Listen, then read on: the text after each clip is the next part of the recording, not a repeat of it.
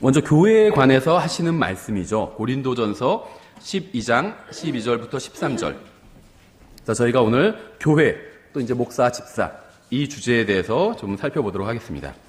고린도전서 12장 12절부터 13절.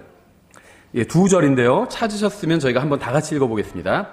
고린도전서 12장 12절부터. 자, 시작. 몸은 하나이며 많은 지체를 가지고 있고 그 한 몸의 모든 지체가 많아도 한 몸인 것 같이 그리스도도 그러하시니라. 우리가 유대인이나 이방인이나 매인자나 자유로운 자나 모두 한 성령에 의해 한 침례를 받아 한 몸 안으로 들어왔으며 모두가 마시게 되어 한 성령 안으로 들어왔느니라. 아멘. 기도하겠습니다.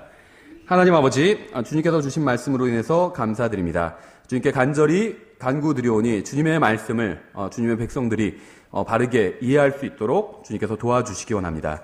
예수님의 이름으로 기도드렸습니다. 아멘. 성경에 의하면 교회는 구원받은 사람들의 모임입니다.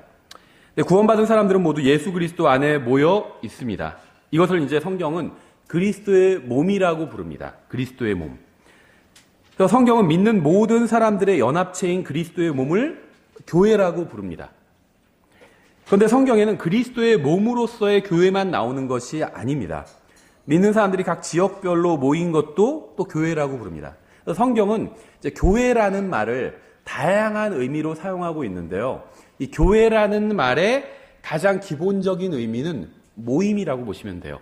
모임. 그래서 실제로 이제 성경을 번역할 때 이 킹제임스 성경의 번역자들도 이 교회라는 말이 이제 예를 들면 그리스어로는 에클레시아잖아요. 이걸 영어로 무엇이라고 번역할까 고민을 했는데 첫 번째 안은 church였고 교회죠. 두 번째 안은 congregation이었어요. 회중, 모여있는 무리. 그런데 이제 여기서 church라는 단어를 선택을 했습니다. 근데 사실은요, 의미가 같아요. 이 church라는 말, 교회라는 말의 의미는 회중, 모인 무리라는 의미입니다. 의미가 같아요. 그래서 성경에 보면 교회, 지금 우리가 성경에서 의미하는 신약 교회가 아닌 그냥 사람들이 모여 있으면 그걸 교회라고 부르는 경우들도 있어요. 그래서 이교도들이 모여 있는 것을 보고 교회다. 사도행전에서는 딱 한 번 그렇게 부른 적도 있습니다. 그게 사도행전에 잘못 기록된 것이 아니에요. 이 교회라는 말의 의미가 모임이라는 의미이기 때문에 이교도들도 모여 있으면 그건 이교도들의 교회인 거예요. 그렇죠. 우리 주위에도 이교도들의 교회가 있죠. 여호와의 증인, 교회라고 부르잖아요. 몰몬 교회, 교회라고 부르죠. 이교도들의 교회예요. 신약 성경에서 말씀하시는 교회가 아니죠. 그래서 교회라고 하면 기본적으로 모임이라는 의미를 갖고 있는데, 이제 우리가 신약 성경에서 말씀하시는 교회, 예수님을 믿고 구원받은 사람들로서의 모임, 구원받은 사람들의 모임, 그런 의미의 교회는 두 가지가 있습니다. 그것은 무엇이냐면 방금 말씀드린 것처럼 전 세계 믿는 사람들의 다 총합인 그리스도의 몸으로서의 교회가 있습니다. 그러니까 예수님께서 부활하시고 나서부터 휴거되기 직전까지 예수님을 믿은 사람들, 전 세계에 있는 모든 시대에 전 세계에 있는 예수님을 믿는 사람들의 총합으로서의 교회. 이것이 이제 그리스도의 몸입니다. 이것도 성경에선 교회라고 부르고 있어요. 또 두 번째는 특정한 지역에서, 예를 들면 저희는 이제 교회 이름은 분당침례 교회지만 실제 또 용인에 있죠. 그래서 교회 이전할 때, 이제 인터넷이랑 이전하고 할 때, 이제 주소를 부르라고 해서 주소 용인시, 수지고 하면서 쭉 주소를 부르고, 그다음에 이름은 분당침례교회라고 하니까 피시고 웃더라고요. 그 사람이. 허세가 있다고 생각했나 봐요. 그런데, 실제로 이제 분당에서도 오시고, 용인에서도 오시고, 광주에서도 오시고, 이런 지역에서 모이죠. 그래서 이름을 그렇게 지었는데, 처음에 분당에서 출발을 했고, 그래서 특정한 지역에서 모인 이 지역교회도 성경은 교회라고 부르고 있어요. 그래서 이제 성경에서 말씀하시는 교회는 모임을 의미하는데, 이제 특히 신약 성경에서 말씀하시는 예수님을 믿고 거듭난 사람들로서의 교회는 이 그리스도의 몸된 교회와 이제 지역교회, 이 두 가지가 있습니다. 둘 다 성경적인 겁니다. 근데 이제 어떤 분들은 이 그리스도의 몸된 교회만 믿는 분들도 있고, 어떤 분들은 아예 지역교회만 믿는 분들이 있어요. 그래서 성경에서 교회라고 그러면 다 지역교회로 해석하시는 분도 있고, 어떤 분은 아예 그리스도의 몸된 교회로만 해석하는 분들이 있는데요. 성경은 두 가지를 다 사용하고 있고, 대략 85% 이상은 지역교회를 의미하고 있습니다. 그리고 나머지 10%, 한 15%가 이제 그리스도의 몸된 교회를 의미하고 있고, 그러니까 나머지 10%가 그리스도의 몸된 교회를 의미하고 있고, 5% 정도는 둘 다 의미할 때가 있어요. 같은 구절에서 지역교회와 그리스도의 몸된 교회 둘 다 의미할 때도 있고, 이제 나머지 0.1% 정도가 이제 그 모임으로서의 교회, 그러니까 신약교회가 아닌 다른 모임들을 의미할 때도 있습니다. 예, 그래서 성경에서 교회라고 하면 대부분은 그리스도의 몸된 교회와 이제 지역교회를 가리킨다고 보면 됩니다.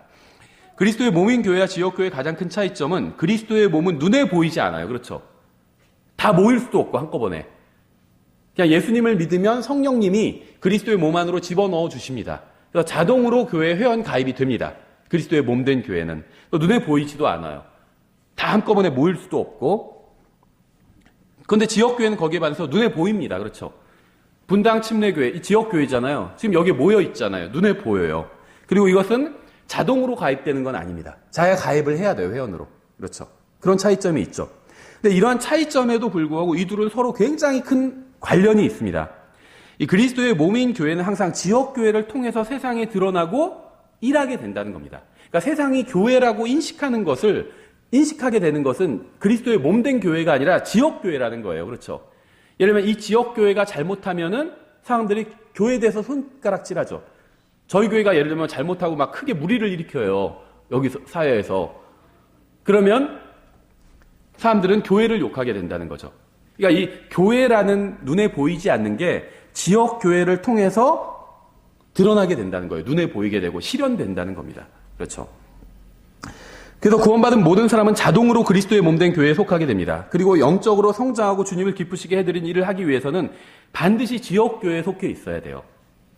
왜냐하면 눈에 보이는 지역교회는 눈에 보이지 않는 그리스도의 몸된 교회를 대표하기 때문입니다. 그래서 일종의 이거는 뭐 성경에는 없는 건데 그냥 제가 이해를 위해서 말씀드리는 거예요. 사람의 몸이 있고 그 안에 혼이 있잖아요. 그럼 혼이 훨씬 더 본질적인 거죠.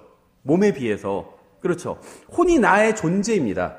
몸이 팔이 하나 사고로 없어졌다고 해서 나의 존재가 10% 없어진 건 아니에요. 그렇죠. 몸은 10% 없어졌지만 팔이 하나 사고로 팔을 하나 잃어버리면 몸은 10%를 잃어버린 거지만 나의 존재, 내 정체성, 이유진이 10% 없어졌다. 그건 아니에요. 그렇죠. 저의 정체성은 그대로 있습니다. 그래서 이 혼이 훨씬 더 본질적인 거예요. 하지만 그럼에도 불구하고 저는 이 몸으로 드러나게 됩니다. 그렇죠. 이 혼이 몸을 통해서 일하게 되고, 근데 이 그리스도의 몸된 교회와 지역교회의 관계도 그렇다는 거예요. 그리스도의 몸된 교회는 눈에 보이지 않아요. 어떻게 일하는지도 보이지 않습니다. 근데 지역교회는 다 눈에 보이죠. 그래서 이 그리스도의 몸된 교회는 각 지역에 있는 지역교회들을 통해서 드러나고 지역교회들을 통해서 일합니다. 그렇게 일해요. 성경에 보면요. 어떤 한 개인이 혼자 주님을 위해서 일하는 건 없습니다. 없어요. 사도 바울은 혼자 일했는데 아니에요. 사도 바울은요. 안디옥 교회에서 파송한 사람이에요. 사도 바울도 지역교회 멤버십이 있었다는 거예요. 그리스도의 몸된 교회에 구원받을 때, 사도 바울이 구원받을 때 속하게 됐죠. 하지만 거기서 끝나지 않았습니다. 누군가 교회를 소개해 줄 사람을 찾았어요. 그렇죠.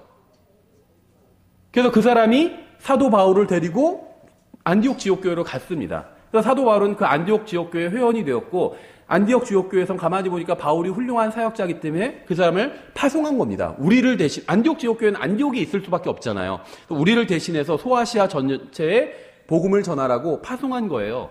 사도 바울이 혼자 개인 행동을 한 것이 아니라는 겁니다. 그래서 성경에 보면요. 교회가 무엇을 하고 그런 것들이 나와요. 교회가 무엇을 듣고 교회가 마치 하나의 사람처럼 일하는 장면이 나와요. 근데 그것이 그리스도의 몸된 교회만 그런 것이 아니라 지역교회도 그렇습니다. 지역교회도 그래요. 우리가 뒤에서 그 관련된 구절을 한번 찾아볼게요. 교회가 무엇인가를 결정합니다. 그래서 저희가 이제 집사를 세울 때 제가 이제 추천받은 분께 성도들이 천거한 분에게 제가 권면을 드렸거든요. 성도들이 이렇게 집사로 천거를 했습니다. 그래서 집사로 교회에서 섬겨주십시오. 이렇게 말씀을 드릴 거거든요. 그건 제가 그냥 혼자 생각해서 말씀드리는 게 아니라는 거예요. 제가 미리 말씀을 드리지만 제가 이 형제님 참 괜찮다. 교회에 도움이 되겠다. 그래서 혼자 판단해서 말씀드리는 게 아니라는 겁니다. 교회가 천거한 분에게 제가 가서 말씀을 드리는 거예요. 사도행전에 보면요. 교회가 파송을 합니다. 교회가 파송했다고 나와요. 안디옥 교회가 선교사를 파송했다고 그렇게 나와요. 교회가 무슨 일을 하는 것으로 나옵니다. 저도 교회를 대표해서 제가 그 천거받은 분께 말씀을 드린다는 겁니다. 그래서 본인이 천거를 받고 이제 제가 그 권면을 하는 걸 들은 분들은 아, 교회가 나를 천거한 거구나 이렇게 보시면 됩니다. 하나님께서는 교회를 통해서 일하시거든요. 그래서 아, 하나님께서 교회를 통해서 지금 나에게 제안을 하시는 거구나 이렇게 생각하시고 신중하게 결정하시면 돼요. 그렇죠. 사실 이 독립침례교회에서는요, 뭐 제가 몸담았다면 교회만 그런 건지는 몰라도 집사를 세우기가 어렵더라고요. 일반 교회에서 막 서로 하려고 하잖아요. 특히 대형 교회에선. 그래서 막 돈도 내가면서 서로 하려고 하는데 이쪽에서는 반대. 돈을 오히려 줘도 할까 말까예요. 안 하려고 그래요. 다 힘들다고 생각을 하시나 봐요. 그런데요, 물론 힘들죠. 쉽지 않습니다. 집사로 섬긴다는 것이 저 쉽지 않다고 생각해요. 그런데 주님의 양떼를 섬기는 일에, 인도하는 일에 동참하는 거예요. 주님과 함께 수고하는 거예요. 주님과 함께 수고하는 거예요. 예를 들면 목사도 마찬가지죠. 우리가 성경을 배울 수 있는 방법이 두 가지가 있거든요. 두 가지를 다 해야 되는데 첫 번째는 뭐냐면 목사를 통해서 성경을 배우는 겁니다. 에베소서 4장 11절에 하나님께서 목사 겸 교사를 교회에 선물로 주셨다고 했거든요. 하나님께서는 목사라는 사람에게 은사를 주셨어요. 성경을 가르칠 수 있는. 그 사람을 교회에 선물로 주신 거예요. 성경을 가르치라고. 그래서 목사를 통해서 성경을 배우는 것은 합법적인 방법이에요. 어떤 분들은 무슨 목사를 통해서 하냐? 하나님께 직접 배우면 되지 않는데 그것만이 있는 건 아니라는 겁니다. 그래서 첫 번째 방법은 목사를 통해서 배우는 거고 두 번째 방법이 바로 성령님, 내 안에 거주하고 계시는 성령님을 통해서 성경을 배우는 거예요. 그래서 이 두 가지 방법 다 통해서 성경을 배워야 됩니다. 난 교회 안 나가. 그냥 성령님을 통해서만 배울래. 그거는 한 다리로 걷고자 하는 거나 마찬가지예요. 두 다리로 걸어야 되잖아요. 한 다리로도 걸을 수는 있죠. 지금 뭐라고 부르는지 모르는데 예전에 저 어릴 땐 깽깽이라고 불렀거든. 깽깽이. 놀이할 때 갑자기 잡히면은 두 다리 못 쓰고 한 다리만 쓴다든지. 그럼 한 다리로 깡총깡총 뛰어서 걸어갈 수 있어요. 그렇죠. 얼마나 불편해요. 두 다리로 걸으면 얼마나 편한데. 그래서 교회에 와서 목사에게, 교사에게 성경을 배우는 것. 이게 성경을 배우는 한 가지 방법이고 또 다른 방법은 내 안에 계신 성령님께 성경을 배우는 겁니다. 이게 또 다른 방법이에요. 그래서 그래, 목사님한테 성경 배워야지. 좋아요. 근데 그것만 하면 안 돼요. 목사님한테 성경 배웠으니까 이제 난 성경 공부는 했다. 천만의 말씀이에요. 집에서 아무도 없을 때 혼자 성경 공부를 또 해야 돼요. 내 안에 계신 하나님과 나와 1대1로 성경을 또 배워야 된다는 겁니다. 그게 이제 두 다리예요. 그렇죠. 예. 그래서 제가 말씀드린 건 뭐냐면 목사라는 게 쉬운 일은 아닌 것 같아요. 확실히. 쉬운 일은 아닌 것 같아요. 지금 이제 저희 3년 반 넘어서 한 4년째 이제 해보니까 물론 그전에도 이제 다른 교회 부목사로 있었지만 또 담임 목사로 하는 거와는 차원이 다르더라고요. 부목사로 있었을 때 어떻게 보면 온실 속의 화초였던 것 같아요. 근데 담임 목사로 있으니까 야생에 나온 것 같아요. 지금은 그래요. 하나님께서 계속 목회를 하라고 하시면 하시는 거고, 만약에 성도들이 형제는 보니까 목사로서의 은사가 없는 것 같습니다. 그래서 저희 교회를 떠나겠습니다. 다 떠났어요. 그러면 감사한 마음으로 저도 그냥 다른 교회에 다닐 수 있을 것 같아요. 하나님께서 나에게 은사를 주지 않으셨구나 하고 감사한 마음으로 다닐 수 있을 것 같아요. 해보니까. 그런데 그럼에도 불구하고 저는 굉장히 하나님의 말씀을 선포하는 게 영광스러운 자리라고 생각합니다. 하나님의 말씀을 내가 뭔데 아무것도 아닌 사람이고 죄인일 뿐인데 내 입으로 하나님의 말씀을 하나님의 백성들에게 선포하잖아요. 영광스러운 자리라고 생각하거든요. 그래서 힘이 들고 예를 들면 속된 말로 스트레스도 받지만 그럼에도 불구하고 이 자리가 하나님의 백성을 내가 말씀으로 섬기는 자리이기 때문에 영광스러운 자리이기 때문에 전 감사함으로 하는 거거든요. 감히 내가 여러분도 아무것도 아닌 사람들이거든요. 하나님 앞에서. 창조주 하나님 앞에서 지옥에 갈 수밖에 없었던 창조물들에 불과해요. 그런데 은혜로 구원받았잖아요. 저도 마찬가지거든요. 하나님 앞에서 정말 벌레만도 못한 게 아니라 먼지만도 못한 먼지와 같은 그런 존재일 뿐이었는데 하나님의 백성들을 하나님의 말씀으로 먹이는 엄청난 사역에 주님께서 저를 동참시켜 주신 거거든요. 정말 감사함으로 저는 그래서 하는 겁니다. 근데 집사도 마찬가지예요. 집사도 목사를 도와서 주님의 사역에 동참하는 거예요. 그래서 주님의 백성들을 섬기는 일을 하는 거거든요. 생각해 보세요. 예수님께서 대환란 때에 대해서 말씀하시면서 누구든지 대환란 때도 예수님을 믿고 하나님의 백성이 되는 사람들이 있거든요. 교회는 아니지만 환란 성도들이 됩니다. 그 사람들이. 그 사람들에게 찬물 한 컵이라도 떠주면 결코 상을 잃지 않을 것이라고 말씀하셨거든요. 그러니까 주님께서는요, 처벌하시는데 완벽하시고 보상하시는데도 완벽하세요. 10원 한 장이라도 다 계산해 주시겠다는 거예요. 찬물 한 컵 떠주는 거 별일 아니죠. 그 일도 상을 주시겠다는 거예요, 주님께서. 하물며 그 일도 상을 주신다면 교회에서 집사로서 주님을 섬기는 일에 얼마 큰 상을 주실까요? 그렇죠. 상을 주신다는 거예요. 그래서 주님의 사역에, 주님의 양떼를 돌보는 사역에 감히 인간인 내가 동참하는 겁니다. 목사로나 집사로 섬기는 일이 영광스러운 일이에요. 교회가 나를 또 천거했다는 것은 영광스러운 일입니다. 그렇죠. 예, 다시 주제로 좀 돌아와서 사도행전 8장 1절에 이렇게 되어 있습니다. 사울이 그의 죽음에 동의하더라. 그때 예루살렘에 있던 교회에 대한 큰 핍박이 있어서 사도들 외에는 그들이 다 유대와 사마리아의 지역들로 두루 널리 흩어지니라. 이제 이 당시에 사도행전 8장 기점으로 봤을 때는 교회가 단 하나밖에 없었습니다. 그렇죠. 그리스도의 몸된 교회도 하나고 지역교회도 하나밖에 없었어요. 예루살렘에 있었죠. 지역교회 단 하나가. 그래서 우리는 이 구조를 통해서 몇 가지 사실을 알 수 있는데요. 이 당시에 교회는 예루살렘에 있었죠. 그런데 이제 핍박을 받자 교회는 다른 지역으로 흩어지게 되었습니다. 이것은 교회 건물이 산산조각 났다는 말이 아니라 사람들이 각지로 흩어졌다는 거죠. 성경은 사람들이 흩어진 것을 교회가 흩어진 것이라고 말씀하고 있어요. 그러니까 다시 말하면 교회가 바로 사람이라는 겁니다. 건물이 교회가 아니라 이건 교회가 모이는 장소일 뿐이에요. 교회는 사람이라는 거죠. 믿는 사람들이 예루살렘에 모인 것을 성경은 예루살렘에 있던 교회라고 표현하고 있죠. 핍박을 받아서 더 이상 예루살렘에서 모일 수 없게 되었지만 여전히 교회라고 부르고 있습니다. 그러므로 우리는 이 구절을 통해서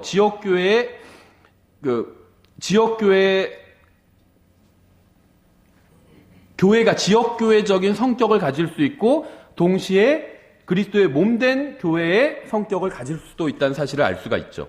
그래서 믿는 사람들이 유대와 사마리아, 즉 복수의 지역으로 흩어졌지만 그들은 단수로 교회라고 부르고 있어요. 그렇죠. 무슨 말인지 아시겠죠? 지금 8장 1절에서 예루살렘에 있던 교회, 지역교회에 대해서 말씀하고 있잖아요. 근데 교회가 흩어졌다고 그래요.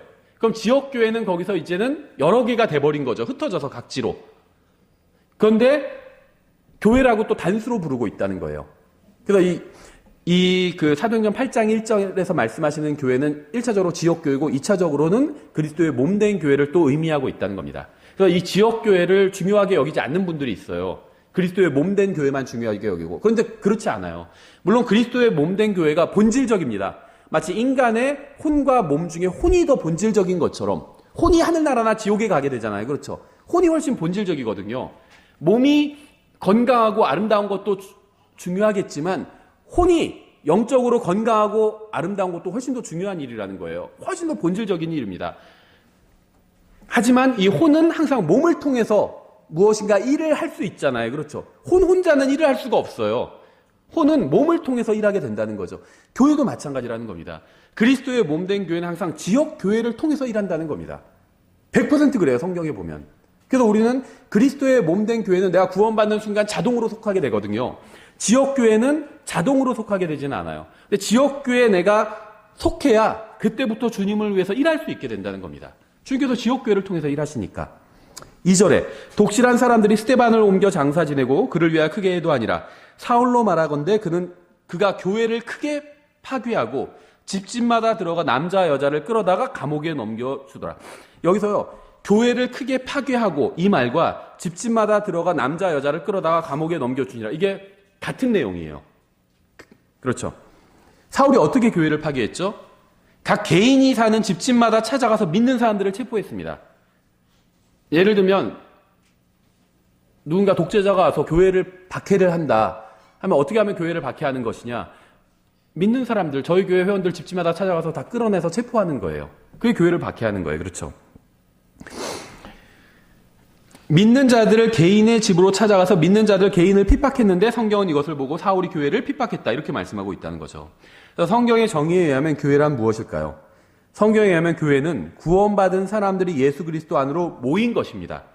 그들이 유대에 있건 사마리아에 있건 집에 숨어 있건 예루살렘에 있는 한 건물에 모여 있건 모두 다 교회라는 거예요. 그렇죠. 그래서 믿는 사람들이 예루살렘에서 모이면 예루살렘에 있는 교회라고 부르고 있다는 거예요. 사도행전 11장 22절은 이렇게 되어 있어요. 그때 이 일들에 관한 소식이 예루살렘에 있던 교회의 귀에 들어가매 그들이 바나바를 보내며 그가 멀리 안디옥까지 가게 하니라.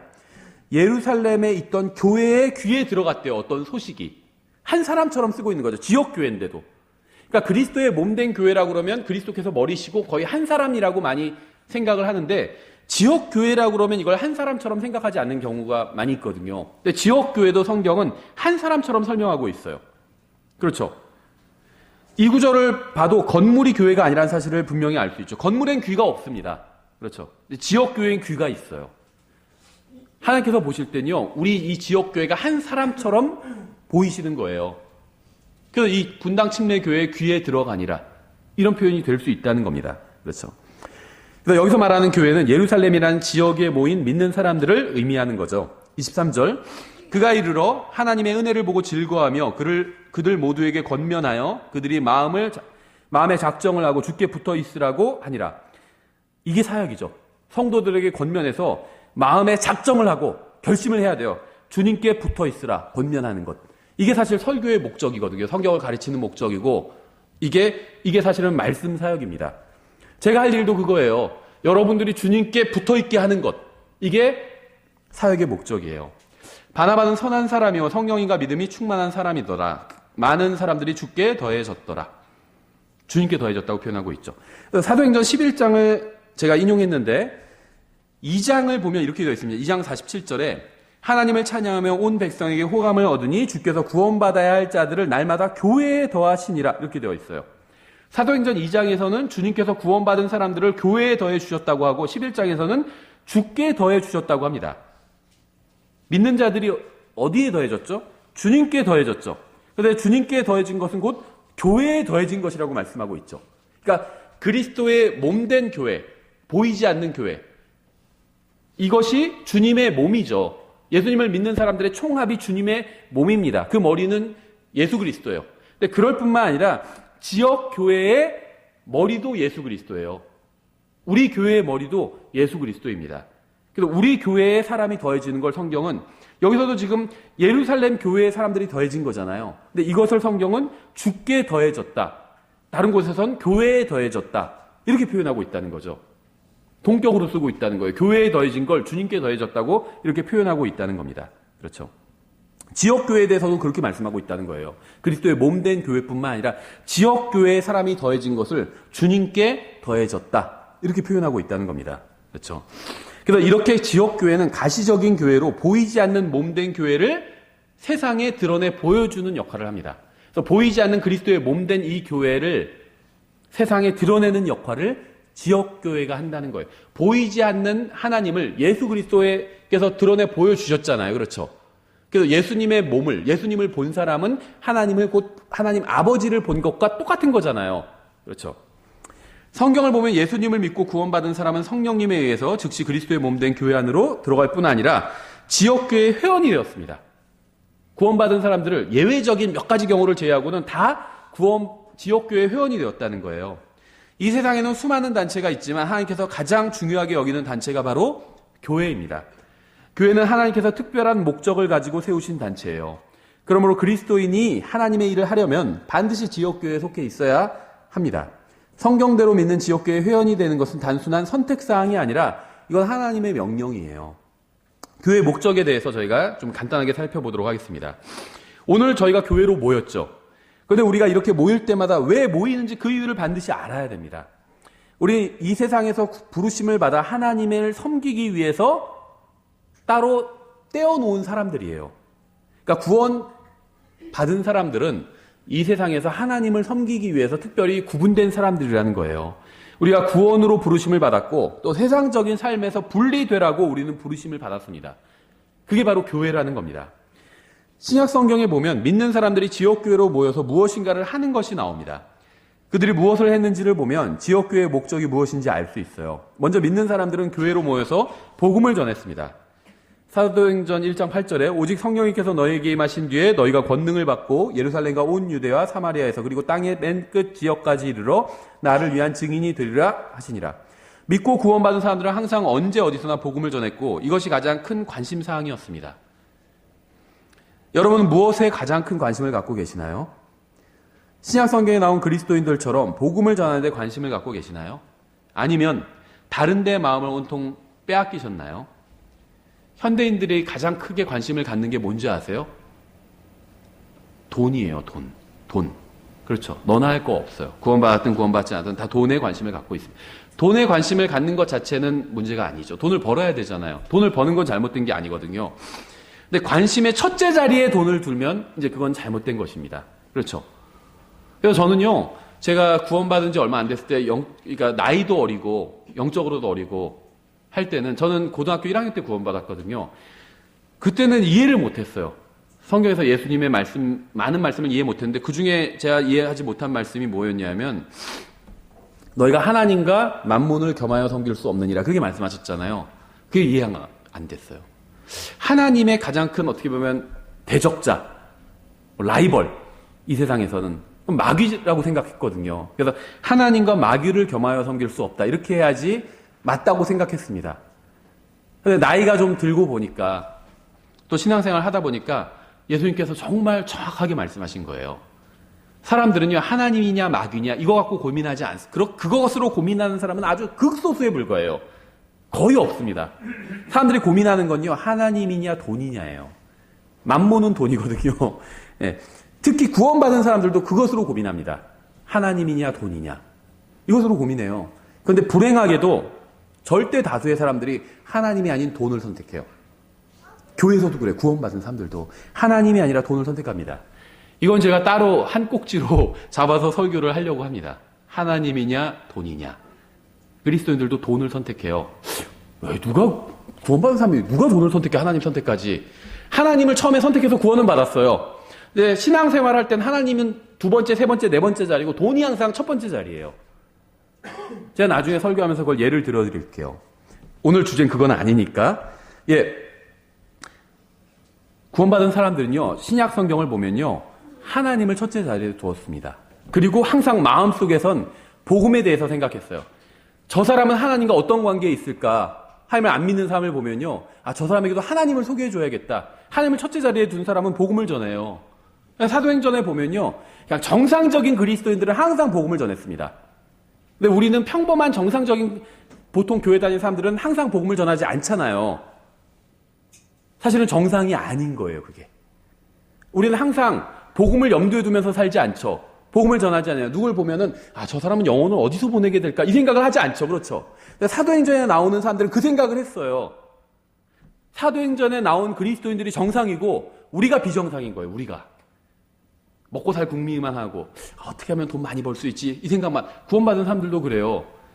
목사도 그런 생각하는 사람 많아요. 저 포함해서. 뭐, 딴 사람 얘기하는 게 아니에요. 우리 얘기를 하는 겁니다. 우리 얘기를. 우리가 비정상인 거예요. 사도행전에 나오는 그리스도인들이 정상적인 그리스도인들이고, 우리가 이렇게 돼야 돼요. 사람들을 보면 항상, 뉴스를 보면 항상 영혼에 대해서 생각해야 돼요. 그렇죠. 주역교회의 첫 번째 목적은 복음을 전하기 위해서 있는 겁니다. 두 번째 목적은 믿는 사람들에게 침례를 주고 성경을 가르치는 겁니다. 막 모여서 게임을 하고 나쁜 게 아니에요. 근데 그게 목적은 아니에요. 교회의 목적은 성경을 가르치는 거예요. 아, 이 교회 왜 성경만 가르쳐? 그게 목적이에요. 그게 아니면 모일 필요가 없어요. 마태복음 28장 19절 20절이죠. 그러므로 너희는 가서 모든 민족들을 가르치고, 잘못된 성경은요, 제자를 삼고 이렇게 되어 있습니다. 제자 삼기 운동 많이 했죠, 우리나라에서도. 성경 그렇게 명령하신 적이 없어요. 왠 줄 아세요? 우리가 제자를 삼으면 안 돼요. 주님의 제자가 돼요. 사람의 제자가 되면 안 되고. 전 여러분들이요, 저의 제자가 되기를 원하지 않아요. 주님의 제자가 됐으면 좋겠어요. 주님의. 그래서 무엇인가 제자를 삼고 만들고, 이건요, 주님께서 하시는 일이에요. 그렇죠. 그러니까 make disciple, 영어로는 그렇게 되어 있는데 변개된 성경들이 잘못된 거예요. 성경에서 신약 성경 자세히 보시면요, 무엇인가 make 하시는 분은 항상 예수님이에요. 내가 너로 사람을 낚는 어부가 되게 하겠다. 우리가 누구를 어부가 되게 할 수가 없어요. 주님께서 해주셔야 돼요. 제자를 만든 것도 주님께서 만드시는 거예요. 우리는 뭘 하냐? 우리는 그냥 가르치는 겁니다. 주님의 제자가 되도록 가르치는 거예요. 주님을 따라가도록 가르치는 거예요. 저의 제자가 되면 의미가 없어요, 그건요. 제가 무엇인가를 보장해 주는 게 아니에요. 주님의 제자가 되어야 돼요. 주님의 제자가. 그래서 그렇게 되도록 가르치는 겁니다. 성경을 가르쳐서요. 주님의 제자가 되십시오. 이렇게 가르치는 거예요. 그러면 너희는 가서 모든 민족들을 가르치고 아버지와 아들과 성령의 이름으로 그들에게 침례를 주며 무엇이든지 내가 너에게 명령한 모든 것을 그들에게 가르쳐 지키게 하라. 보라 내가 세상의 끝까지 항상 너희와 함께 있느니라 하시니라. 아멘. 우리는 주님의 명령에 따라 다른 사람들에게 성경을 가르쳐야 합니다. 우리는 성경을 모르는 사람들에게 성경을 가르칠 책임이 있어요. 예수님을 모르는 사람들에게 예수님을 알려줘야 됩니다. 이 세상이 어떻게 될지 모르는 사람들에게 이 세상이 어떻게 될지 알려줘야 돼요. 가르쳐줘야 돼요. 우리는 알고 있잖아요. 그렇죠. 불에 타버릴 거예요. 이 세상은. 새하늘과 새 땅이 생길 겁니다. 그걸 가르쳐줘야 돼요. 모르는 사람들에게.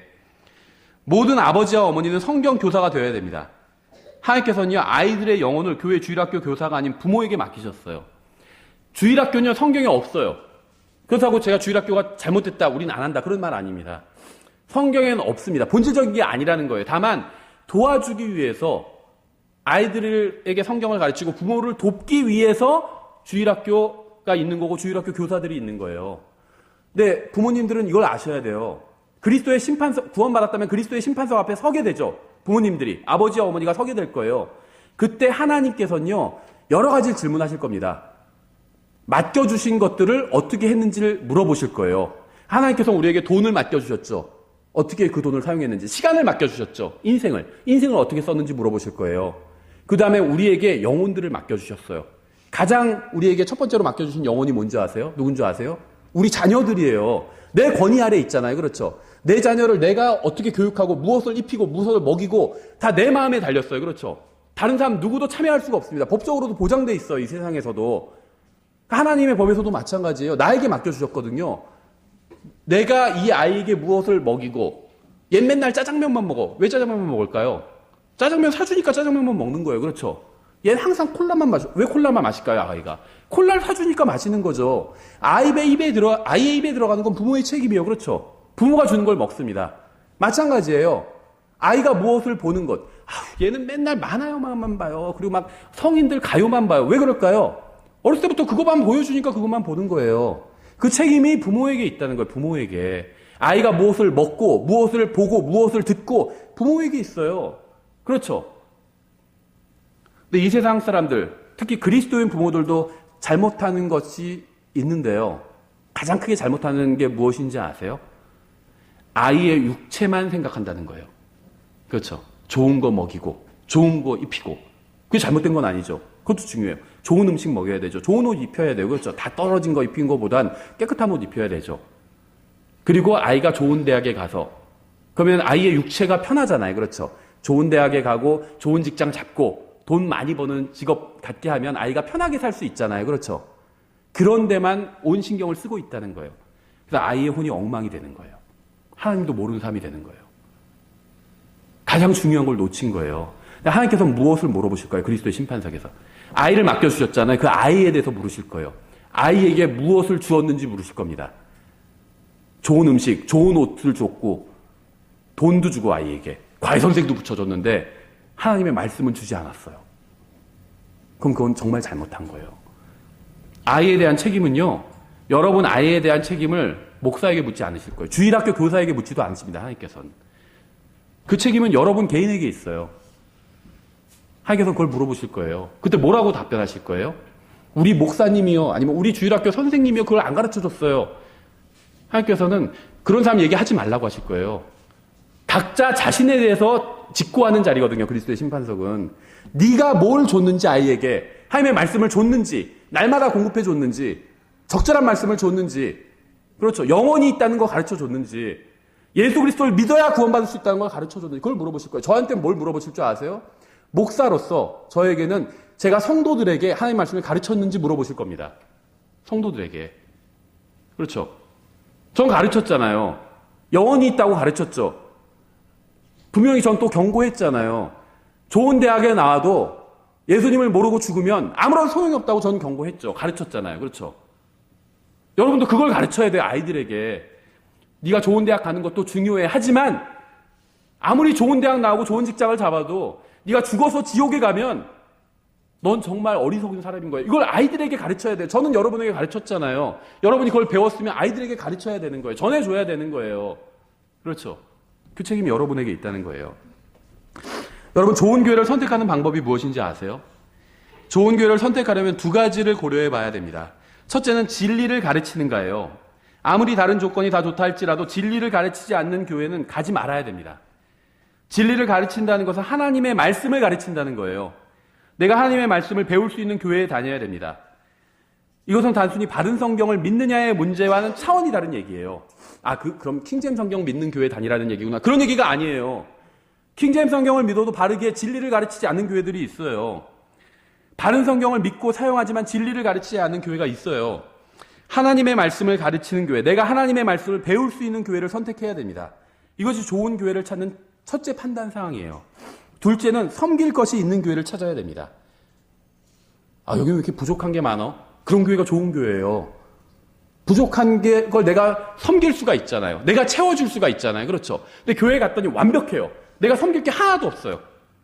그렇죠? 교회가 막 돈도 많고 그래서 청소도 막 성도들이 하려니까 할 필요 없다고 그래요. 이거 돈 주고 막 전문 청소하는 사람들이 와서 다 소독하고 있고 섬길 게 하나도 없어요. 완벽하고 음식도 막 전문 식당에서 와서 막 다 하고. 옛날에 그런 교회 있었잖아요. 미국에. 지금은 없어졌는데 수정교회. 거기는 찬양도 전문 성악인들이 와서 찬양해요. 출근해서 딱 찬양하고 그 다음에는 찬양 끝나면 바로 퇴근하거든요. 또 전문가들이 와서 얼마나 듣기 좋아요. 노래는. 그렇죠? 그런 교회 좋은 교회가 아니에요. 내가 섬길 게 있어야 돼요. 그렇죠?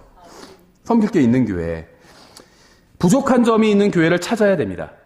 그러니까 진리를 바르게 가르치는데 부족한 점이 있는 교회를 찾아야 돼요. 그게 좋은 교회예요. 아무리 성경을 잘 가르치는 교회라도 부족한 점이 없고 내가 섬길 것이 없다면 주님은 내가 그 교회에 속하지 않기를 원하실 겁니다. 이미 완벽한데, 그렇죠? 이미 잘 돌아가고 있는데 내가 거기 갈 필요가 없다는 겁니다. 내가 섬길 것이 있는 교회에 가야 돼요. 물론 사실 부족한 점이 없는 교회는 없죠. 하나님께서 우리의 눈을 열어주셔서 우리의 부족한 점을 보여주실 겁니다. 주님께서 교회의 부족한 점을 보여주시는 이유는 교회를 비판하라는 것이 아니라 그 부족한 점을 채우기 위해서 섬기라는 거예요. 주님께서는요, 성도들에게 교회의 부족한 점을 보여주세요. 근데 어떤 사람은 A라는 점이 보이고 어떤 사람은 B라는 점이 보여요. 서로 다른 것이 보여요. 왜 그런 줄 아세요? 하나님께서 역사하시기 때문이에요. 다른 걸 보여주시는 거예요. 그럼 교회의 부족한 점을 보여주시는 이유는 그걸 비판하라고 보여주신 게 아니에요. 섬기라고, 그 부족한 점을 네가 채우라고 보여주신 거예요. 그래서 다른 사람은 나는 여기 괜찮은 것 같은데 예를 들면 여기 교회 왜 이렇게 지저분하지? 근데 어떤 사람은 교회 뭐 깨끗한데 뭐가 문제야? 이렇게 안 보여요. 어떤 사람은 교회가 지저분한 게 안 보여요. 먼지가 뽀얗게 쌓여있는데 그게 안 보여요. 내 눈엔 보여요. 그럼 왜 하나님께서 보여주셨을까요? 욕하라고. 저 교회는 굉장히 지저분해. 막 돌아다니면서 그렇게 욕하고 다니라고. 그게 아니라 그걸 치우라고 보여주신 거예요. 하나님께서. 각자 다른 걸 보여주신다는 거죠. 그렇죠? 어떤 사람들은요, 자신이 비판의 은사를 받았다 이렇게 생각하는 분들이 있어요. 딴 건 잘 못하는데 내 눈엔 보입니다. 이 교회 오니까요, 뭐가 문제고 그런 얘기를 해요. 비판의 은사란 생각하는데 성경에 보면 그런 은사는 없어요. 섬김의 은사가 있지.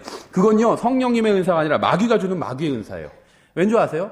성령님을 받지 않은 사람도 그런 거는 다 할 줄 알아요. 비판은 누구나 다 해요. 그러니까 비판은 영적으로 어리고 구원받지도 않고 성경을 하나도 모르는 사람도 할 수 있습니다. 비판은. 그런데요, 섬기는 건요, 성숙한 사람만이 할 수 있어요. 그렇죠? 그렇잖아요. 어린 아이들도 기저귀 떼는 아이들은 기저귀 차는 애들 보고 막 냄새 난다고 뭐라고 해요. 저희 조카도 자기 동생 보고 기저귀 좀 안 찼으면 좋겠다고, 너무 똥 냄새 난다고 막 뭐라고 그래요. 자기가 갈아주진 못해요. 비판을 할 수 있어요. 그렇죠? 그럼 누가 그걸 갈아줄까요? 엄마가 갈아주는 거예요. 아빠가 갈아주는 거예요. 성숙한 사람만이 갈아줄 수 있어요. 그렇죠? 냄새 난다고 하는 건 누구나 다 알 수 있어요. 어린아이들도 해요. 그렇죠? 구원받은 모든 사람은 지역교회에 속해야 되고 지역교회에 속하면 반드시 다른 사람을 섬겨야 됩니다. 주님께서도 섬기러 오셨어요. 이 세상에 있는 동안 우리는 주님의 발자취를 따라가는 사람들이잖아요.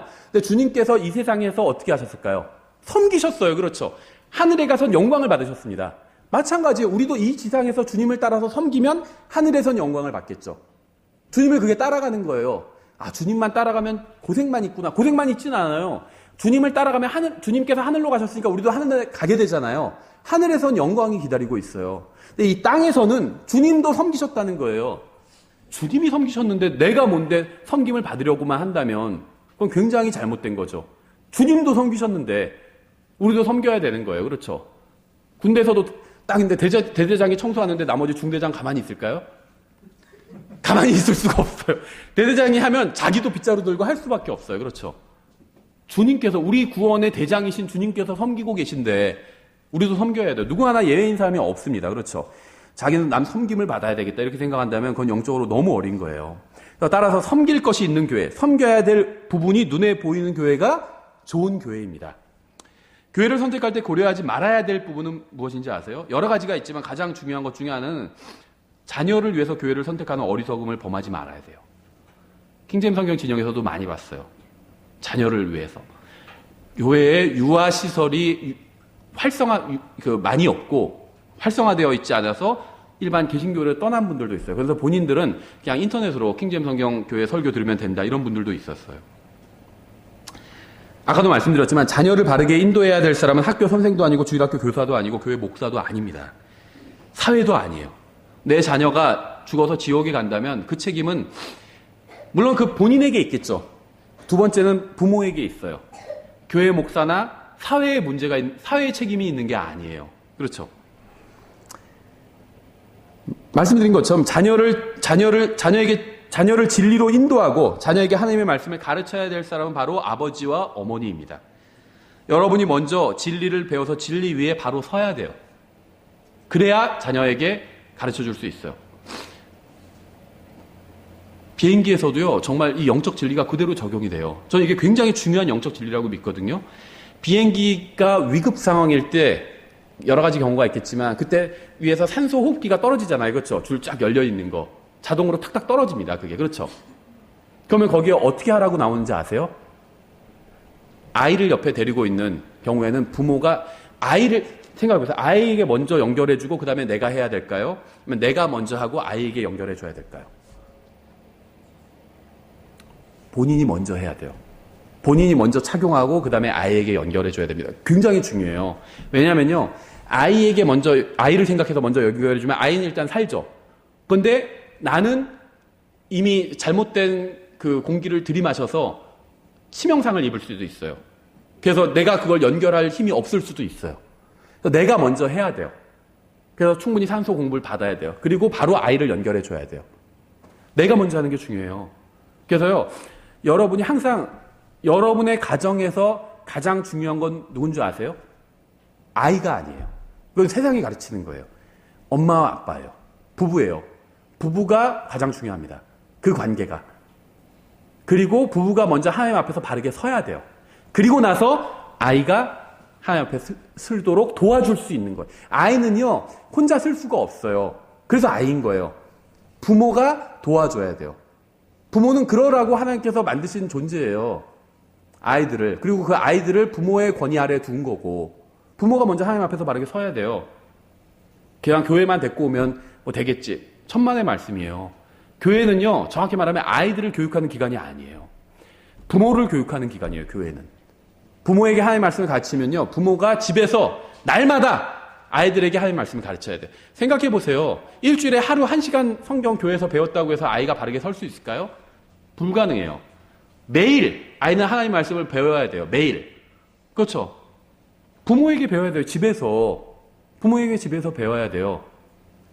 부모는 교회에서 하나님의 말씀을 배우고. 그래서 교회를 선택할 때는 아이가 기준이 아니라 부모를 기준으로 삼아야 돼요.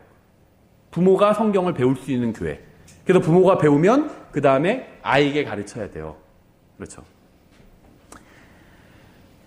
여러분의 자녀에게 하나님을 여러분이 가르쳐야 됩니다. 여러분의 자녀에 대한 책임을 교회 목사나 주일학교 교사에게 있지 않고 어머니와 아버지인 여러분 자신에게 있어요. 다시 주제로 돌아와서 지역교회의 셋째의 목적은 하나님의 말씀을 전하는 겁니다. 디모데후서 4장 2절에 말씀을 선포하라. 때에 맞든지 맞지 아니하든지 긴급히 하라. 모든 오래 참음과 교리로 책망하고 꾸짖고 권면하라.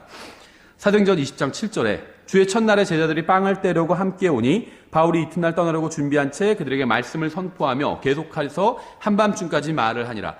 교회에서 막 쇼를 하고 무슨 뭐를 연극을 하고 뭐를 하고 이런 게 아니라 말씀을 가르치는 곳이에요. 교회는. 그들이 함께 모인 다락방에 많은 등불이 있었는데 유두고라 하는 어떤 젊은이가 창에 걸터 앉아서 설교를 들은 거죠. 깊은 잠에 빠지니라. 그러니까 바울이 우리가 생각하는 것과 다르게 굉장히 지루하게 설교를 했나 봐요. 자다가 졸았어요. 그렇지. 자다가 좋은 게 아니죠. 설교를 듣다가 잤습니다. 좋은 것도 아니고 잤어요. 그런 분도 있어요. 차라리 좋은 게 괜찮은지 모르겠지만 자는 사람도 있어요. 바울이 오랫동안 말씀을 선포하며 그가 졸려서 맥을 잃고 3층 다락에서 떨어져 죽은 채 일으켜지니라. 죽었다는 거죠. 바울이 내려가서 그 위에 엎드려 그를 껴안고 이르되 그의 생명이 그 속에 있으니 근심하지 말라 하고 그러므로 그가 다시 올라가 빵을 떼어 먹고 오랫동안 곧 날이 셀 때까지 이야기하고 이처럼 떠나니라. 목사님들끼리 이제 교제를 한 적이 있는데 이 얘기가 나왔어요. 그러니까 설교 시간 얘기가 나왔어요. 저는 좀 긴 편이거든요. 설교가. 그렇죠. 1시간 이상 하고. 근데 사람들이 그러면 안 된다 막 이런 분들도 있거든요. 45분 한 분도 있고 30분 하는 분도 있대요. 30분 절대 넘으면 안 된다고 하고 요즘은 15분이 또 대세라고 막 그런 분도 있고. 네, 그래서 1시간 한다고 하니까 막 난리예요. 그렇게 오래 하면 어떡하냐. 그래서 막 농담으로 그런 얘기 하거든요. 막 성도들을 박해하는 자라고 하고, 네, 설교로 성도들을 박해한다고. 그런데 사실은 우리 같으면 어떨까요? 설교를 하는데 누가 창 쪽에 기대하다가 해서 넘어져서 죽었어요. 그럼 어떻게 할까요? 일단 스탑하겠죠. 막 구급차 부르고 앰뷸런스 오고 막 그러겠죠. 막 심폐소생을 하니까 살아났어요. 그러면 어떻게 할까요? 그럼 저 같으면 그냥 그러면 설교는 여기까지의 말씀은 전하고 하고 일단 끝낼 것 같아요. 예배를.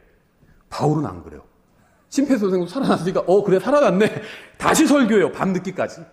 그래서 청 애지간하다 바울 때 막 이런 얘기를 했었는데 하나님 말씀 이렇게 전했다는 거예요. 가르쳤다는 거예요. 계속 밤늦게까지. 그렇죠. 이게 교회의 기본적인 목적입니다. 교회는 그리스도인들이 하나님의 말씀으로 양육되는 곳이에요. 여러분이 정기적으로 출석하지 않는다면 성장에 필요한 영양분을 공급하지 못하게 됩니다. 그렇죠. 교회로 모이는 이유는 선포되는 말씀을 통해서 교회가 진리의 지식 안에서 성장해서 하나님 앞에 바르게 서는 겁니다. 바르게 서는 거예요. 다른 이유가 없어요. 내 삶이 좀 메마른 것 같고 마음이 그렇고 왜 신앙에 열심도 안 나고 기도를 하는 것도 지겹고 그렇죠. 왜 그런지 아세요? 제가 그런 얘기 드린 적 있죠. 기도를 다 똑같아요. 기도를 내 생각에는 한 3시간 한 것 같은데 딱 시계 보니까 5분 지났어. 이럴 때가 있고 내 생각에는 한 5분 한 것 같은데 시계 보니까 2시간이 지났어. 그럴 수도 있어요. 그 차이가 뭔지 아세요? 하나님과 얼마나 친하냐 이 차이예요. 하나님을 얼마나 사랑하냐 이 차이예요.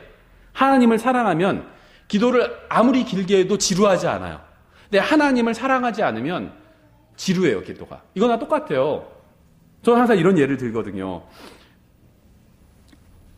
좀 속된 예일지 모르지만 뭐 선이든 소개팅이든 하여튼 누굴 만나러 나갔어요. 여자를 만나러 나갔어요. 소개해준다고 그래서. 근데 갔는데 너무 예뻐요. 내 이상형이고. 그러면 어떨까요? 5시간을 같이 있었는데 지루할까요? 안 지루. 집에 빨리 가고 싶다 이런 생각 들까요? 안 지루해요. 식사값도 자기가 다 내고 돈도 안 아까워요. 10만 원 썼는데 돈이 안 아까워요. 근데 딱 보니까 사진도 포토샵 된 사진이었어. 미리 보여준 사진이. 내 이상형이 아니야. 그러면 지금 5분 지났는데 빨리 집에 가고 싶어요. 그 밥도 아까워. 밥 사는 것도. 그렇죠. 그러니까 뭐 먹으러 갈까요? 그러니까 제가 좋은 데 알아요. 그래도 김밥 천국 같은 데 데리고 가고. 돈이 아까워요. 그렇죠. 기본형 김밥 시켜주고. 예. 돈이 아까워. 그러니까 뭐냐면 내가 사랑하지 않는 여자랑 있으면 남자들 마음 다 그렇거든요. 사랑하지 않는 여자랑 있으면 돈도 아깝고 시간도 아까워요. 빨리 집에 가고 싶고 핑계 만들고 갑자기 어머니가 집에 오라고 하시네요. 막 이러고. 근데 좋아하는 여자랑 있으면 시간이 안 아까워요. 몇 시간 있어도 안 아까워. 돈도 안 아까워. 더 쓰고 싶어. 뭐 사주고 싶고. 똑같아요. 하나님과의 교제도. 하나님을 사랑하면요. 돈도 안 아까워요. 시간도 안 아까워요. 하나님을 사랑하지 않으면 구원은 받았지만 사랑하지 않는 사람 많거든요. 사랑하지 않을 때도 많고. 설교도 지루해. 교회도 오기 싫어. 돈도 아까워. 사랑하지 않으니까 그런 거예요. 기도하기도 싫어. 그냥 의무적으로 기도는 해야 되니까 그냥 막 어지로 기도하고 기도했습니다. 저 하고 딱 가고. 그렇게 되는 거예요. 그렇죠? 어디까지 했었죠? 아이고. 교회로 모이는 이유는 선포되는 말씀을 통해서 교회가 진리의 지식 안에서 성장해서 하나님 앞에 바르게 서는 겁니다. 에베소서 4장 11절부터 16절에 있죠. 그분께서 더러는 사도로, 더러는 대언자로, 더러는 복음 전도자로, 더러는 목사 겸 교사로 주셨으니 이것은 성도들을 완전하게 하고 섬기는 일을 하게 하며 그리스도의 몸을 세우게 하려 하심이라. 마침내 우리가 다 믿음과 하나님의 아들을 아는 것에서 하나가 되어 완전한 사람에 이르고 그리스도의 충만하심 장성한 분량에까지 이르리니 이것은 우리가 이제부터 더 이상 아이가 되지 아니하여 사람들의 속임수와 몰래 숨어서 속이려 하는 자들이 사용하는 간교한 술수로 말미암아 교리의 모든 바람에 이리저리 흔들려 밀려다니지 아니하고 오직 사랑 안에서 진리를 말하며 모든 일에서 그분 안에 이르도록 성장하게 하려 함이라.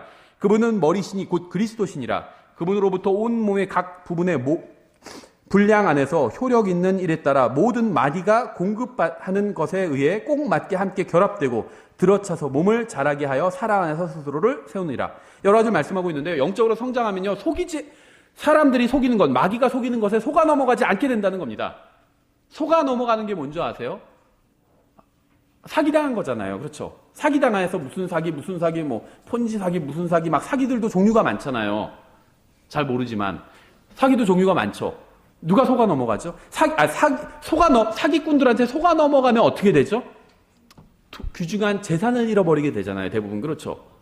그렇죠. 그러니까 영적으로 성장해야 되는데 왜 성장해야 되는지 아세요? 속아 넘어가지 않기 위해서입니다. 영적으로 성장하지 않으면 속아 넘어가게 돼요. 그럼 속아 넘어가게 되면 귀중한 걸 잃어버리게 됩니다. 무엇을 잃어버리게 되는지 아세요? 인생을 잃어버리게 돼요. 인생을. 쓸데없는 것을 하느라 인생을 낭비하게 돼요. 이 세상에서 쓸데없는데 정신이 팔려서 다 사라져 없어져 버릴 건데 쓸데없는 걸 하느라 귀중한 인생을 낭비하게 된다는 거예요. 그렇죠. 정말 영원히 가치 있는 일을 해야 되는데 그것을 위해서는 하지 못하고 쓸데없는 것을 하느라 인생을 다 낭비해 버리게 된다는 거예요. 영적으로 성장하지 못하면. 그래서 영적으로 성장해야 돼요. 그래서 교회가 있는 거예요. 쓸데없는데 너무 큰 관심 갖지 말고 먹고 사는 데도 관심 가져야 되죠. 근데 먹고 사는 데만 너무 관심 갖지 말고 영원히 가치 있는 일, 영원히 후회하지 않는 일, 여기에 관심을 가져야 돼. 아이들도 양육해야 되죠. 아이들 좋은 대학에 보내는 거 잘못하는 게 아니에요. 좋은 대학에 보내야 되죠. 기왕이면. 그렇죠. 또 아이들 좋은 직업 갖게 해줘야 되죠. 도와줘야 돼요. 그렇죠. 부모가. 그게 나쁜 게 아니에요. 근데 그런 데만 올인하고 있어요. 그래서 아이가 죽어서 어디에 가건, 아이가 예수님과 어떤 관계를 맺고 있건, 그런 건 별로 상관도 안 해요. 중요하지도 않고. 그게 어리석은 거예요. 결국 아이의 인생을 낭비하게 하는 거예요. 그렇죠. 생각해 보세요. 이 세상에서 아무리 정말 잘 나가는 인생을 80년 동안 살았다 할지라도 죽어서 지옥에 가면, 아니면 구원은 간신히 받았는데 주님에서 아무것도 한 게 없어요. 아이가 80년 동안 이 세상에서 잘 나가는 그 일만 했어요. 그럼 그 인생이 무슨 인생이겠어요? 낭비한 인생이에요. 속은 인생이고. 그렇지 않나요? 그렇죠. 그래서 교회가 이걸 위해서 있는 거예요. 하나님의 말씀을 가르치고 권면하고 경고하고 이것을 위해서 교회가 있는 거예요. 서로 또 격려하고. 그렇죠. 세상에서는 왜 저렇게 살까? 왜 쓸데없이 교회에 다니고 자기 개발을 하지 그 시간에. 그렇죠. 왜 쓸데없이 교회 돈을 차라리 돈을 어디에 투자를 하지. 그렇죠. 요즘 막 가상화폐가 막 또 대세죠. 가상화폐에 투자하지 왜 교회 헌금을 할까? 어떤 목사님 그러시더라고요. 차라리 교회 헌금도 가상화폐도 받으면 어떨까요? 이러시더라고요. 예. 받아요. 어떤 교회 감자도 받는다고 하더라고요. 헌금. 시골 교회들은. 헌금이 감자로 들어온대요. 감자로. 가상화폐고 뭐고 다 받아도 좋을 것 같아요. 모르겠어요. 그런데요. 영혼을 위해서 투자해야 돼요. 이 세상을 위해서도 투자해야 되지만 영혼을 위해서. 영혼이 사라지지 않는 것을 위해서. 혼은 사라지지 않잖아요. 그렇죠.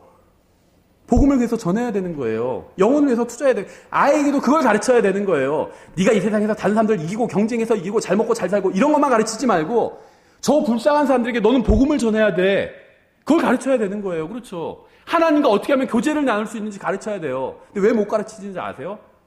자기도 모르거든요. 아이가 교제 나누는 것은 가르칠 게 없는 거예요. 수학은 가르칠 수 있는데 인수분해는 가르칠 수 있는데 하나님과 어떻게 하면 교제를 나누는지는 가르치지 못하는 거예요. 아이의 삶이 비참해지는 거예요. 비참해지는 거예요. 이 세상에서 아무리 큰 성공을 거둬도 예수님과 교제를 나누지 않는 사람은 비참한 사람인 거예요. 자기도 비참하고 아이도 비참하게 만드는 거예요. 깨어 있어야 되는 거예요. 그래서 깨어 있어야 돼요. 그렇죠. 깨어 있어야 돼요. 주님께서 지금 오신다면 어떨까요? 내가 지금 하고 있는 거, 내가 아이에게 막 하라고 막 공부해 하면서 막 족치고 있는데 그게 주님 앞에서 얼마만큼의 가치가 있을까요? 가치가 좀 없다는 게 아닙니다. 아이들은 공부해야 돼요. 설교 잘 들어야 돼요. 집에 가서 엄마 아빠 거봐 목사님이 공부할 필요 없대잖아. 전 그렇게 말한 적이 없어요. 공부해야 돼요. 아이들은 공부해야 돼요. 수학도 열심히 공부하고 영어도 열심히 공부해야 돼요. 하지만 그거 못지않게 중요한 게 예수님을 아는 거예요. 예수님과 교제를 나누는 거예요. 지옥에 가는 사람들에게 복음을 전하는 거예요. 그거 못지않게 이것도 중요하다는 거예요. 예. 빨리 해야 되겠네요. 지역교회 네 번째 목적은 모여서 기도하는 겁니다. 사도행전 4장 31절이죠. 그들이 기도하기를 마침에 그들이 함께 모인 곳이 흔들리더니 그들이 다 성령님으로 충만해 담대히 하나님의 말씀을 말하니라. 다섯 번째 목적은 찬양하기 위함입니다. 에베소서 4장 19절부터 20절이죠. 시와 찬송과 영적 노래로 너희 자신에게 말하며 너희 마음속에서 주께 노래하고 선율을 만들며 모든 일로 인해 우리 주 예수 그리스도의 이름으로 항상 하나님 아버지께 감사하고 찬양하는 거. 이게 교회의 목적이에요. 그렇죠? 여섯 번째 목적은 함께 교제를 나누는 것입니다. 그들이 흔들리지 아니하며 사도들의 교리와 교제 안에 머물고 빵을 떼며 기도하더라. 일곱 번째 목적은 주의 만찬을 지키는 겁니다. 이는 너희가 이 빵을 먹고 이 잔을 마실 때마다 주의 죽으심을 그분께서 오실 때까지 보이기 때문이니라. 사도행전 2장을 보면 첫 번째 교회인 예루살렘 교회는 7가지를 모두 실행했습니다.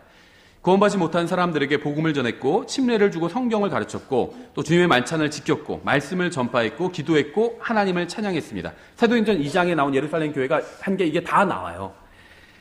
여러분이 그리스도인이라면 여러분은 지역교회 예배와 모임에 참석해야 됩니다. 모임에 참석하는 것은 선택사항이 아니라 하나님의 명령이에요. 특히 예수님께서 오시는 것이 가까워질수록 더욱 열심히 참석해야 됩니다. 히브리서 10장 25절 우리 암송구절에 나와 있죠. 어떤 사람들의 습관과 같이 우리의 함께 모이는 일을 패하지 말고 서로 권면하되 그날이 다가옴을 너희가 볼수록 더욱 그리하자. 지역교회 예배와 모임에 참석하지 않아도 좋은 그리스도인일 수 있다고 생각하는 것은 이거는 비성경적인 생각이에요. 성경에 나온 모든 그리스도인들은 다 지역교회 모임에 참여했습니다. 그래서 서로가 서로를 섬겼어요. 서로가 서로를 격려했습니다. 또 권면했습니다. 하나님의 말씀을 배웠어요. 복음을 전했습니다. 사도행전에 나온 그리스도인, 가장 대표적인 사람이 사도 바울이잖아요. 정상적인 그리스도인이에요. 그게 특출난 게 아니라 정상적인 그리스도인이에요. 그렇게 하지 못하는 우리가 비정상인 거예요. 이건 우리가 바로 잡아야 되는 거예요. 주님을 만나기 전에 반드시 바로 잡아야 돼요. 이게 가장 시급한 문제입니다. 영어 발음이 좀 아이가 후진 것 같아. 바로 그것도 중요하겠죠. 그거보다 더 시급한 문제가 바로 이거예요. 내가 주님 앞에 바로 서 있는지, 주님께서 내가 무엇을 하기를 원하시는지 알아야 돼요. 지역교회에 속해서 다른 사람들을 섬기고 주님께서 우리에게 맡겨주신 일을 난 하고 있는지 점검해 봐야 된다는 겁니다. 목사, 집사에 대해서는 못했네요. 이거는 지금 오후 성경 공부 시간에 이어서 하도록 하겠습니다. 오늘 계시록 강의 쉬고 오후 성경 공부 시간에 이어서 하도록 하겠습니다.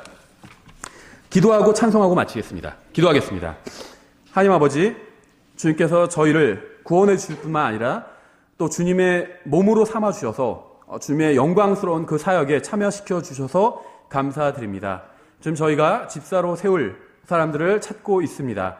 주님께서 저희들에게 적절한 사람을 알려주시기 원합니다. 또한 주님께서 그 교회가 천거한 그 사람들의 마음 속에 정말 주님을 섬기려는 그러한 강한 또 마음을 주셔서 정말